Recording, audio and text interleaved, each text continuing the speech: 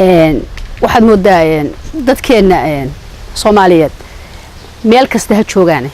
waxa iskaga khaldan sharcigi iyo fulintii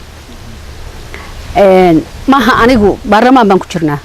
sharci haddaan soo saarno annaga inaan fulino lagama baahan anagu mid baan leenahay waan ku dabageli karnaa dawladda maxaa sharciga ka qabateen halka maxaa ka fuliseen waa dhihi karnaa laakiin waxa ka horeyso horta sharci hal la dejiye yaa fulinayo waxa looga baahan yahay inay fuliso dawladda annaga sharci dejin baanay fuliyaal ma nihin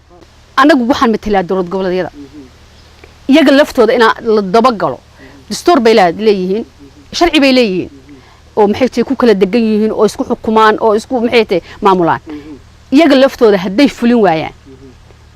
cidda dabagelaysa golaha shacabka maaha dawladda dhexena maaha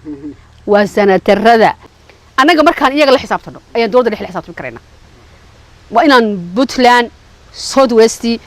Jubaland maxay heetoy Hirshabeelle meel kasta aan cid kasta aan weydiin karnaa maadaama anaga wakiil karnaa